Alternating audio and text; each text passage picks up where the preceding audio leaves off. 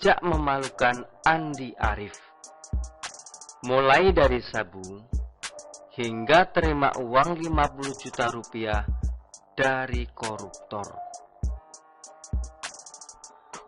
Sudah menjadi hukum alam, orang itu diingat dari apa yang dilakukannya. Ketika apa yang dikerjakannya hal positif, maka ia akan dicap sebagai orang baik. Begitupun sebaliknya, ketika seseorang sering banget berbuat hal yang merugikan orang lain dan dirinya sendiri, maka ia akan dicap sebagai orang jahat atau pecundang oleh netizen dan warga dunia nyata. Jadi kalau mau dikenang masyarakat dengan nama harum, banyak-banyaklah berbuat kebaikan. Karena kalau lebih sering berbuat keburukan, siap-siap saja tidak dihargai atau bahkan dianggap sampah oleh masyarakat. Sebagai contoh, orang yang sering banget berbuat negatif adalah kader Partai Demokrat Andi Arief. Bagaimana tidak, sering banget dia melakukan hal yang anfaidah atau bahkan merugikan orang lain. Sementara pencapaiannya yang positif nyaris tidak ada. Padahal si Andi ini pernah diberi jabatan strategis loh oleh SBY semasa menjabat sebagai presiden dulu. Ia pernah ditunjuk sebagai komisaris PT Pos dan staf sus presiden bidang bansos dan bencana. Tapi apa yang membekas dan diingat oleh orang dari dia yang telah menduduki jabatan tersebut? Tidak ada sama sekali. Yang membekas di hati warga plus 62 malah kelakuan-kelakuan buruknya berikut ini. Pertama, ia pernah ditangkap polisi di Hotel Menara Peninsula, Jakarta pada Maret 2019 lalu terkait kepemilikan narkoba jenis sabu. Apesnya sesaat sebelum diciduk. Kala itu, Andi bersama seorang perempuan, yang jelas perempuan berinisial L, itu bukan istrinya. Ternyata ditemukan juga kondom bergerigi di sana. Fix, doi langsung ketahuan, main serong oleh istri sah dan anaknya.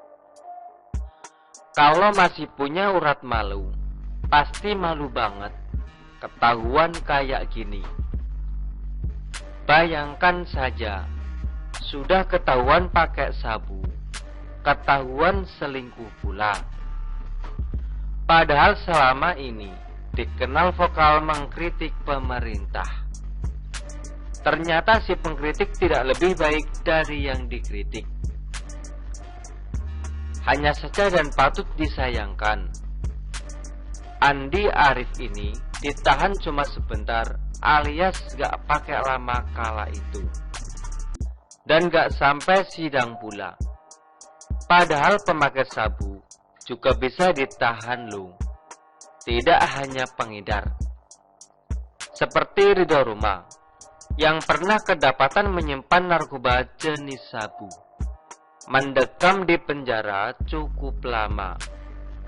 Bahkan tidak hanya sekali, tapi 3 kali.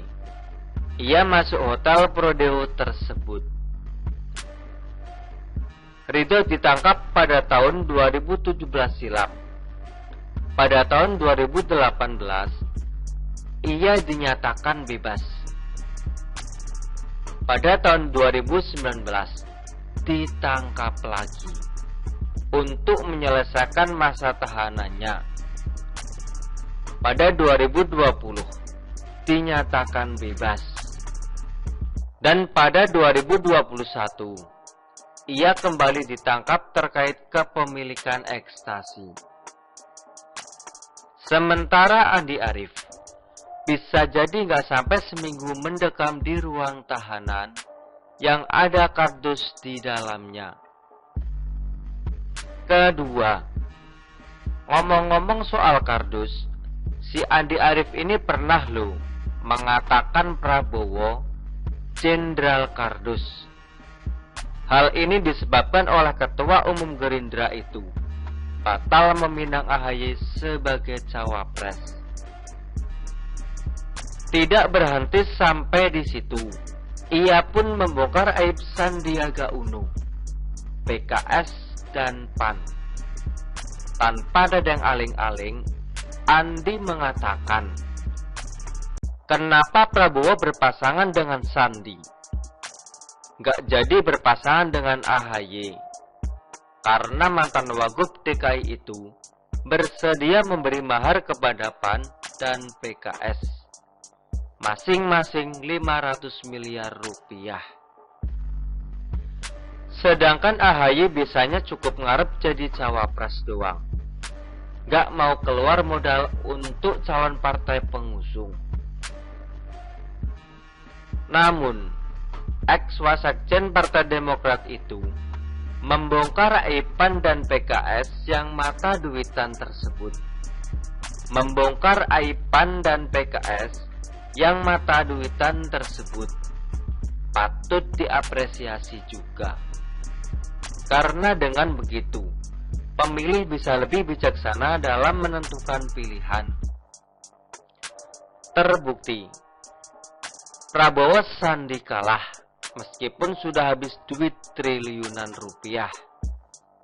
Dan mau tidak mau, kekalahan ini sedikit banyak ada peran Andi Arief di dalamnya.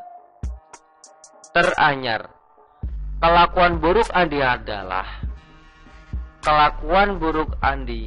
adalah menerima uang dari koruptor yang juga mantan Bupati Penajam Pasir Utara, Abdul Qofur Mas'ud.